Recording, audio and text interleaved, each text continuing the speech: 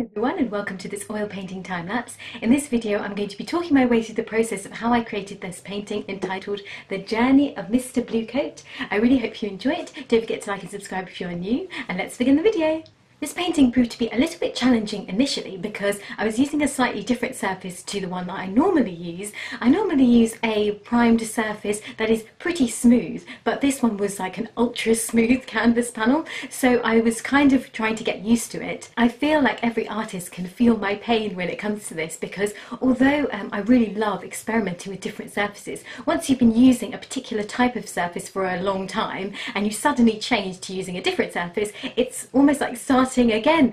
I picked up my paintbrush and I went to start painting and I almost forgot how to paint. I was just really confused by the different feeling of the paint on the surface and was trying to get used to the amount of medium that I needed to use in comparison to the paint amount, and it was all a big weird situation. I also realised that even though the paint colour was coming out really beautifully on this new surface, I found that the paint was harder to stick onto the surface, so it almost like flowed off the canvas almost. It was really strange. So I ended up changing paints to a thicker and more dry paint. I believed it turned out okay in the end. What was so strange though was because I decided to change canvas, I was hoping to really improve the detail level in my paintings, and actually when I compared the new canvas board to the old canvas board paintings, I realised that they were actually extremely similar, so I'm not sure that it made any real improvements, because I always thought that if you used an even smoother surface you'd be able to get the really fine detail, and I'm not sure that was entirely the case, but I really want to try it again, and I've got another canvas that's ultra smooth, so I'm going to test it out again and see if I can improve my technique. I just thought it was really interesting to share because it's so funny when you try different surfaces you get completely different results, much like how you try when you try different paints, for example, or different brushes. When it comes to the actual subject matter of the painting, I also had a little bit of a thinking process because I very often paint mystical animals like cats, for example. Cats are pretty much my favourite. I also love to paint rabbits as well, and all these kind of very beautiful looking creatures, unicorns sometimes. But I really wanted to experiment and try painting an animal that I've never really painted very much, and so I considered so many different options and finally landed upon a squirrel. I see squirrels very often, they are so common in England, and I sort of thought, well, I know exactly what a squirrel looks like in my head, so I would really like to explore a story with a squirrel. However, this pulled up actually a number of problems because when I was painting the squirrel in the foreground, I painted this house behind the squirrel because it's part of the story that I came up with, and then I realised it's the house colour, which was a really nice kind of orangey brownish tone that I sort of mixed up together. I realised that it was actually a very similar colour to the squirrel, so I thought the whole thing kind of blended into one and looked really like you couldn't tell what was what. It's always a mistake to make the colours of anything in the foreground the same as the background, because then the whole painting blends together and nothing really stands out, and I wanted the squirrel to stand out very much because it's a very important part of the story, it's the focal point of the painting.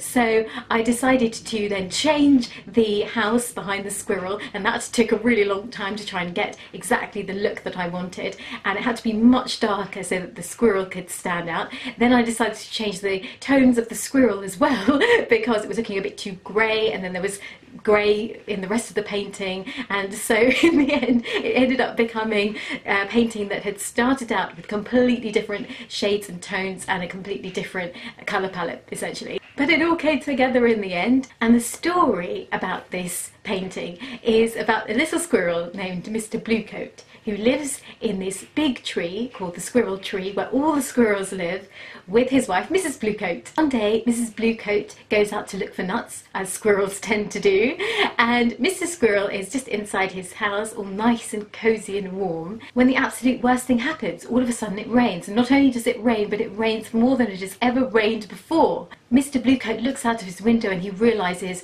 that everywhere is starting to flood. The water is rising and rising. You do get rain in England, but you don't get rain to this level, and so Mr. Bluecoat decides that he's very worried about his wife because of this, he must do something about it. And even though he hardly ever leaves his house because he relies on his wife to gather all the nuts for him, he decides that for once he's going to get himself together. He's going to sail across this sea of water and find his wife and hopefully rescue her. But this squirrel never gives up, so I really thought it was a kind of appropriate story to go with this painting after all the stress I went through to create it. So now I'm going to see a speed paint. I normally put my speed paints in the corner of my video, however I found that it's been a little bit too small, and some people have commented that they can't really see what's going on in the speed paint, so it's going to be after this video, and if I manage to get my split screen together, then it will be next to this video, or me rambling on in the future.